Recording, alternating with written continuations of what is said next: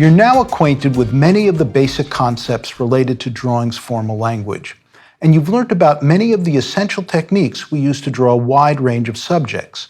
By taking on some challenging drawing projects, you'll begin to synthesize what you've learned. Before we move ahead, I want to review the major topics we've covered. We've seen how line can make shape, how basic shapes, along with construction lines, can be used to construct many of the things we want to draw, and how oblique shape and cross contour can turn flat shapes into three-dimensional volumes. We've learned a lot about composition. We've seen how we can create strong structures for our drawings by relating the negatives to the positives, and by relating large aggregate shapes to the even larger ground shapes that create the shape of the drawing itself. In addition, we've seen how artists relate what they draw to the armature of the format shape.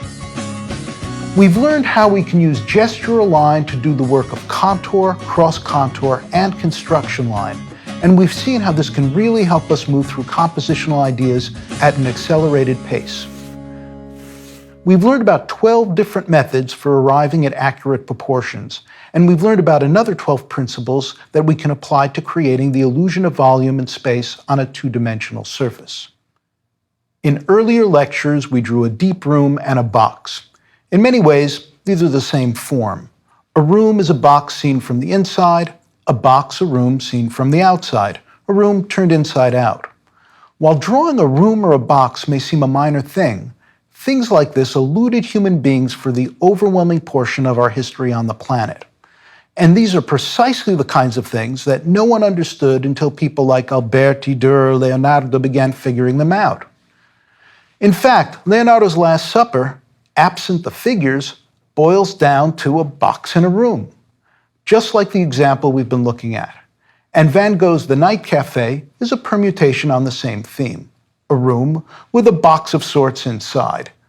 The box we drew was sitting on a table that was pushed back against a wall. The table and wall are perpendicular planes, like the interior of a box, or like the floor and wall in Leonardo's Last Supper, or Van Gogh's Café.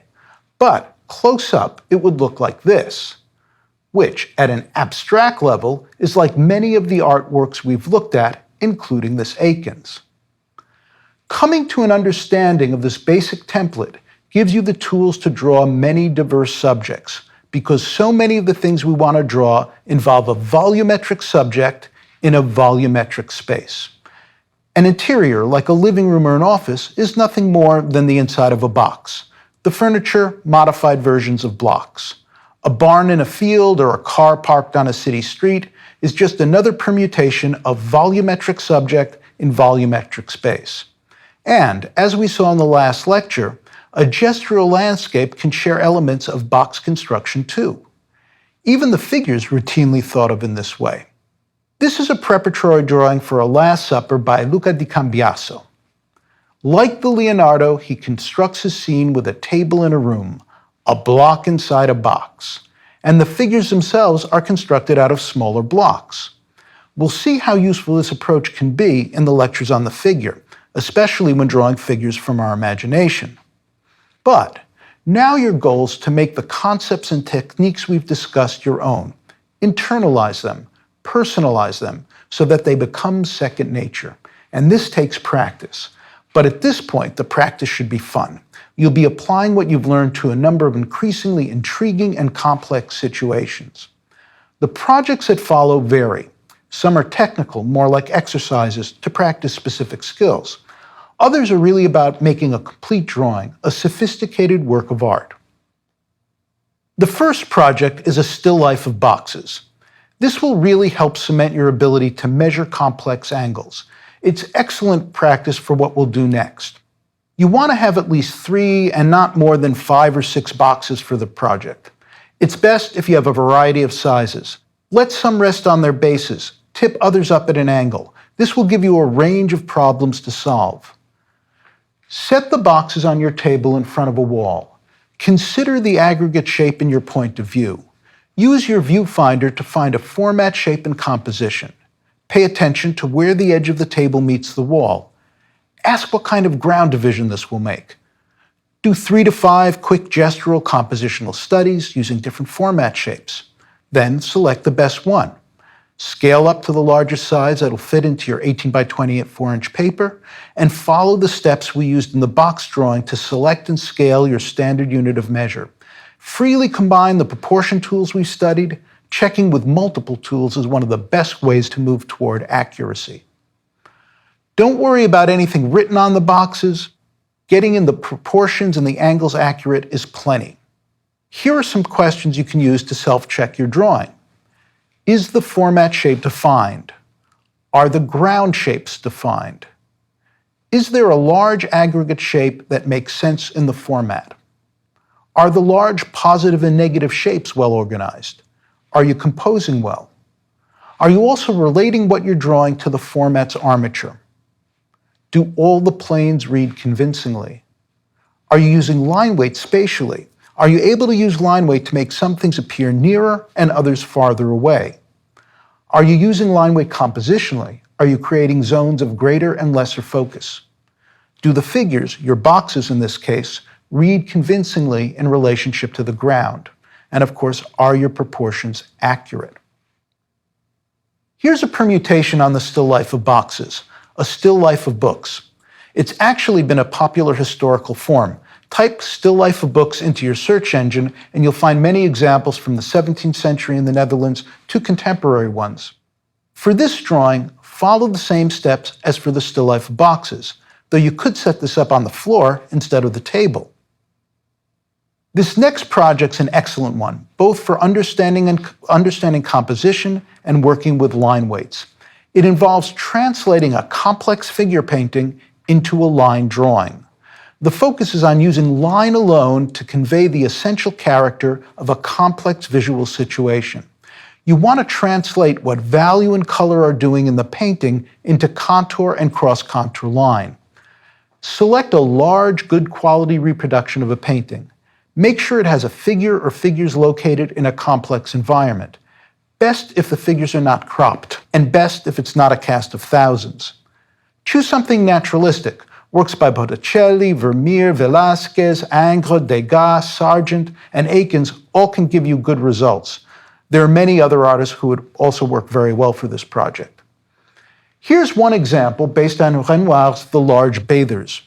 Use a good quality paper for this drawing. The 22 by 30 inch size gives you more room to work. Choose a paper with not too soft a surface. It'll take the erasure better. The first step is to measure your reproduction and scale up the format shape to the largest size possible within your 22 by 30 inch piece of paper. Do this lightly with a well-pointed 2H or 4H pencil. And do it carefully. You need to retain the relative proportions of the original. The next step is to study the composition. Imagine the painting without the figures. Note how the rectangles divided into large ground shapes, the large constituent shapes that form the format shape. Next, I'd like you to analyze the aggregate shape or shapes of the objects or figures. Understand how they're arranged in relation to the ground. Start your drawing by drawing the ground shapes, then the aggregate shape or shapes. Do this lightly with a 2H or 4H pencil. These are all construction lines. Then you can check for proportionality and adjust. Next, you want to divide the aggregate shapes into subshapes to construct your figures and the environment where they're located. Again, check proportions and correct. Now you want to begin to measure more precisely. Choose a standard unit of measure and use plumb and level lines to make sure you've located everything correctly. If the proportions elude you, try this. Get a sheet of tracing paper and put it over your reproduction. Trace the format shape and then with a straight edge, draw an armature or grid in the format. Lightly draw the same grid or armature on your drawing. This will let you compare placements. Once the shapes and divisions are laid out proportionally, you're ready to draw with contour and cross-contour to describe specific forms. You can erase your construction lines as you go. Remember, contour makes shape, cross-contour creates the illusion of volume. Look at the woman on the left. Her tricep is contour. As we move into the armpit, the line becomes a cross-contour overlapping the breast. The breast starts out as contour, but becomes cross-contour as it moves back in to overlap the rib cage. The rib cage repeats this, returning to overlap the abdomen.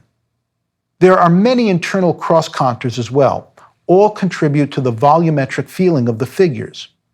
Be aware of your line qualities. Remember, lines can be thin or thick, light or dark, short or long, fragmented or continuous, slow or fast, and straight or angular or flowing. Ask what kind of line would best express the form in any part of the painting. So, use a range of pencils and use line weight to translate the focal hierarchy in the painting. Ask yourself where you're led first, second, third, etc., etc. Also use line weight to translate the space and volume in the painting. In this example, you'll note how the line weights take you to the central woman first, specifically to her eyes. Next, we go to the two other women in the foreground, then to the women and landscape in the midground, and finally to the depth of space. Note the way the short, light, discontinuous lines in the distant landscape create depth. This represents a combination of the scale of line and the principle of atmospheric perspective. This example embodies an excellent use of line qualities to establish compositional hierarchy and spatial depth. Here's another challenging project, a staircase. It helps if you can find one that's structurally interesting, large, and ornate. You could try this project using a staircase in your home or office. Better yet, if there's a public building, a library, a university, or some other place you might draw where there's a grander, more intricate staircase, it would be well worth your while. Now, a staircase is like a set of blocks, one stacked on the next. And staircases sit in a volume of space bounded by walls and a banister or balustrade, kind of like a box. Some are quite dramatic, some are highly ornamented. Many are comprised of complex planes that twist and turn in space. This project will require you to use small compositional gesture drawings as a basis for a larger drawing, determine complex and difficult angles, measure relative widths, lengths, and heights of planes in space, use contour to create shape, use cross contour to create volume. Let's take a look at a couple examples of my students' drawings of the staircase at the Suzzallo Library at the University of Washington. The overall goal is to create an exciting drawing, so I'd encourage you to frame from many different points of view. This will help you find a complex and compelling one that brings out spatial movement and planar change. Then, do 3 to 5 compositional gesture drawings to get a sense of which point of view and which framing will produce the best results. Once you've determined the format's proportions, you'll scale up to your larger paper and locate the scaled format shape in the center of the page. As we've done previously, lay out the drawing in large ground and aggregate shapes. A large shape for the stairway, another for the wall, another for the balustrade, and now at this point, check those overall proportions before moving on to subshapes. To control proportions, remember to use building block shapes, large ground shapes, aggregate shape, eyeballing, negative shape. Determine your angles with the clock hand method. Make sure you use that standard unit of measure and use those level lines and plumb lines. You could also use the velo, the clear gridded picture plane inserted into the viewfinder, as a further check. As in the line translation of the painting, line weight has to be considered both as it applies to spatial illusion and to focal hierarchy. Here are some helpful questions to use to critique your own drawing. Is the format defined? Is there organization to the large positive and negative shapes? Is the drawing well composed? Are the proportions accurate? Do the planes read convincingly in space? Are the line qualities used spatially? Are the line qualities being used to create zones of greater and lesser focus? At this point, working with a figure is a great idea and a good next step. At the University of Washington, I posed the model in a complex interior with furniture and a number of other objects. In most homes, a living room should work. A sofa, chairs, a coffee table, as well as paintings on the wall will all be interesting to draw. You'll need a family member or friend to model for you. They can be reading a book or watching TV. Keep it simple, natural. Make sure your model's comfortable so that it's not too hard to keep still. It's not a bad idea to use masking tape to mark their position. Put tape marks where parts of their bodies touch a surface, an arm or thigh on the sofa, feet on the floor. This way, when they take a break, it'll be easier to get them back in position. You could also take a snapshot to use for the same purpose. We use nude models at school. No need for this at home, but simple dress is easier to manage than something with extravagant folds. Now here's the catch. When you draw the figure, you may fall into a common trap. You may forget everything you've learned and practiced having to do with composition, proportion, measurement, and the importance of abstract thinking. Instead, you may start by drawing some detail, and then draw your idea of what that body part looks like rather than measuring. You may start with your idea of a nose or a breast or a leg, little sense of measure, lots of figures falling off the page, all notions of composition and object-ground relations abandoned. This will throw you back to where you started. So, I'm going to direct you to draw the interior first. Start this project without the model. Decide where the model will eventually be. Ask someone to briefly sit or stand where the model will be so you can understand how the figure's shape relates to the ground. But then, proceed just as you did drawing the staircase. Gestural compositional sketches, scaling up, measuring, just drawing the environment. No figure. Once you have the environment clearly established in proportion, invite your model into the setup. Now you can move ahead following the same procedures you used to draw your boxes and your stairway. I think you'll see in these examples how the figure is related to the environment and sits believably in space. The figures approach the same way the chair or other objects approach, through measure. And that's the goal for this drawing, to create a believable interior environment, a depth of space, and then to locate and relate a figure to that environment. After you've done this first figure drawing, try a self-portrait.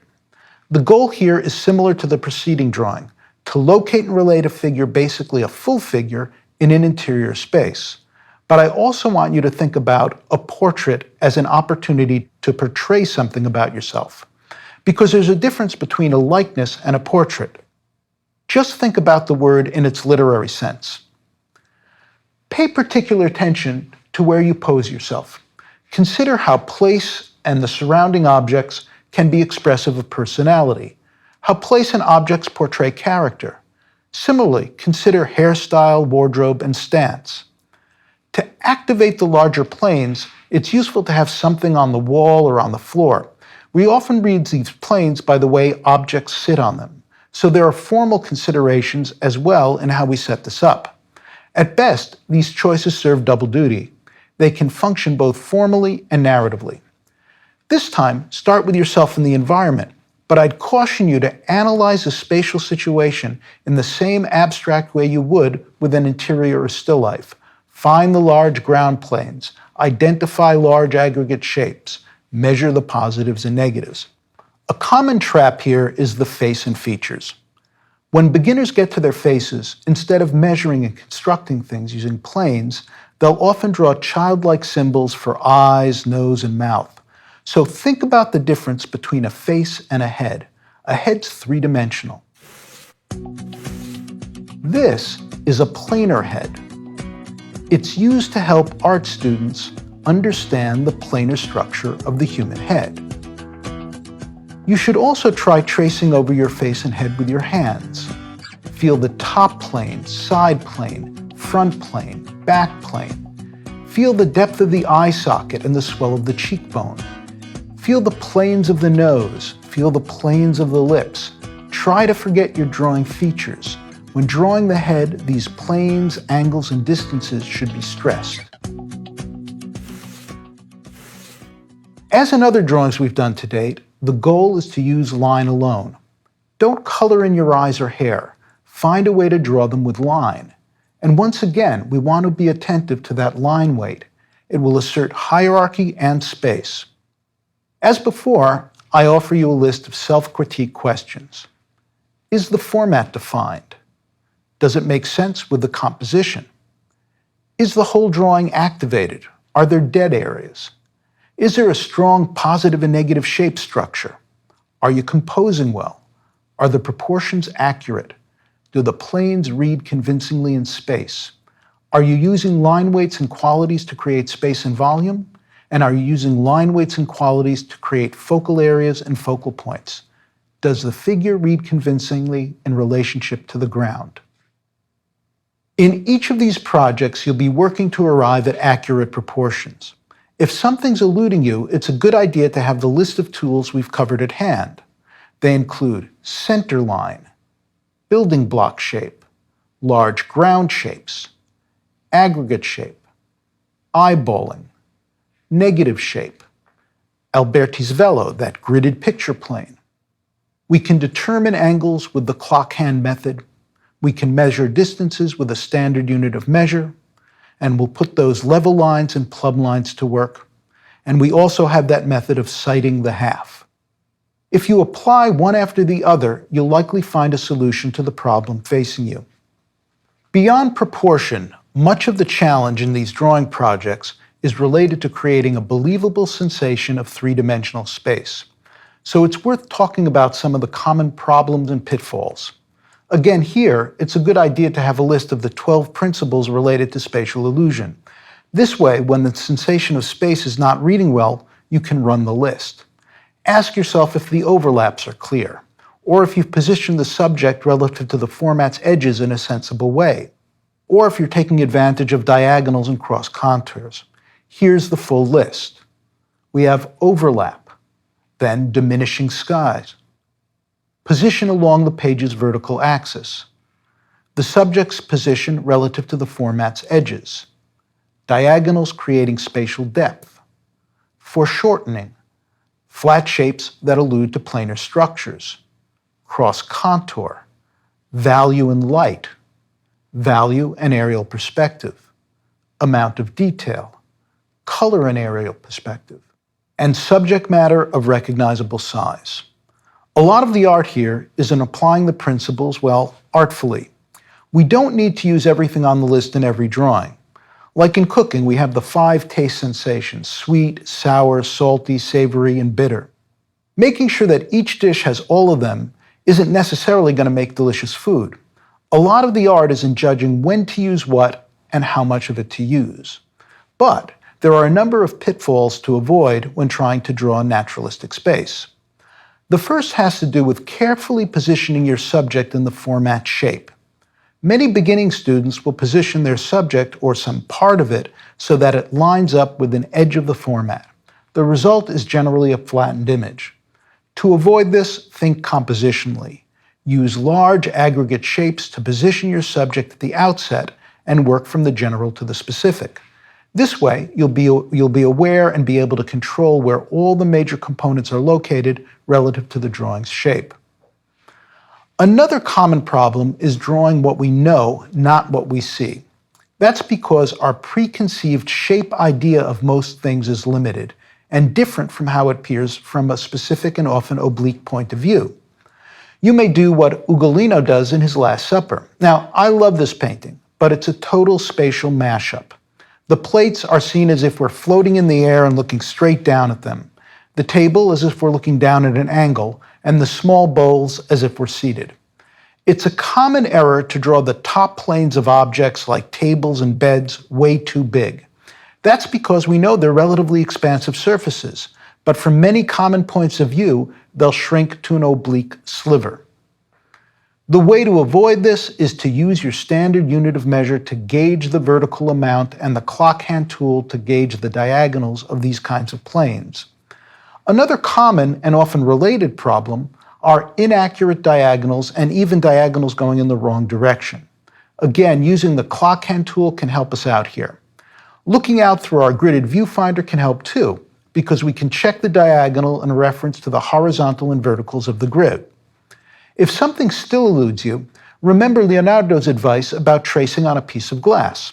You can also phantom trace in the air, or even take a picture of the problematic angle and trace over it with your finger on your screen. There's no cheating, just learning. We're trying to help our eyes and brains understand what's going on out there. You use training wheels for a while, then you get rid of them. It's a process. There's a similar problem with flattening objects by drawing their curvilinear cross contours as horizontals. This applies to everything from the curving top of a bowl to stripes on a shirt curving around a chest or abdomen or rib cage. It also applies to facial features like lips that naturally follow the curving plane of the head and are not simply horizontals.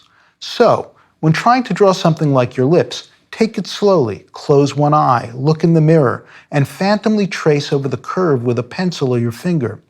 Do this several times to get a good feel for the form. It will help you visualize the nature of the curve. Line weights are also crucial. Many people, when they're beginning to draw, don't pay attention to the actual lines they're making. They don't pay attention to how light or dark or thick or thin they are. And they don't pay attention to how they relate to other lines on the page. Take a look at your drawing and ask yourself which line or lines are saying, "Look at me, look at me." It's always obvious. Ask yourselves which ones are advancing in space and which ones receding. Just the lines themselves abstractly. Then, ask yourself which lines should be creating focal points and focal areas and which ones should be advancing or receding, and then edit the drawing accordingly.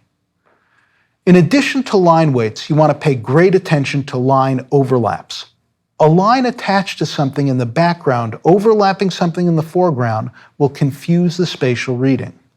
A last and very common problem is something we might consider as the opposite of overlap, and it can really flatten the space in a drawing. It occurs when something in one spatial location, say the foreground, lines up or hooks up with something in another spatial zone, say the background. There are actually a couple instances of this in the Ugolino Last Supper. Jesus' foot sits on a raised wooden floor. The side plane of the floor connects horizontally with the side plane of the disciples' bench, which is above and in front of it. That they connect along a horizontal causes the floor to pull up and forward, and the bench to pull back and down. When our goal is a natural depiction of space, this is something we want to avoid. We'd want the diagonal edge of the bench to clearly overlap the horizontal of the raised side edge of the floor plane. We see something similar where the back edge of the bench connects with a horizontal edge on the floor created by a change in color from a lighter to a darker earth tone. Here, either having the bench's edge overlap the change in color or having a negative shape separate the two would solve the problem. It's very common for this to happen when something in the background hooks up with something in the foreground, causing spatial flattening. And that's just what we see in Morandi's still life, though here it's quite intentional. The back of the table hooks on the edge of the bottle. The line of the bottle's cast shadow connects to the bases of the first two objects, then travels up the side and around the top of the second, and finally hooks up with the edge of the pitcher behind. On the right side, the back of the table attaches to the right side of the bottle, then it loops around, pulling the negative forward. He's interested in a kind of space that only exists in drawings and paintings, a purely pictorial space, one where foreground, midground, and background can open and close like an accordion. And as we'll see, playing with pictorial space has been one of the main threads in drawing and painting for well over a century. In the William Bailey still life, he does just what I suggested you not do. You'll notice that all of his objects, all vessels which in the real world would be round, terminate at their bases and tops with horizontal lines. The stripes or bands on the objects are similarly horizontal. Like Morandi, he's playing spatial games with us. He insists on naturalistic proportions and naturalistic space through his use of overlap. He confirms this in his use of value. It indicates the play of light moving over curving planes. But he compresses the objects into a bas-relief by denying them curvilinear cross contours. So we can create or reinforce the illusion of space through the use of one or more visual signals, and simultaneously insist on flatness using other or several other sets of visual signals. When both depth of space and flatness are suggested simultaneously, we call this an instance of ambiguous space, or equivocal space. We'll look at this more fully much later in the course. Having an understanding of this will likely change the way you see and understand much of the art that's been created since the late 19th century.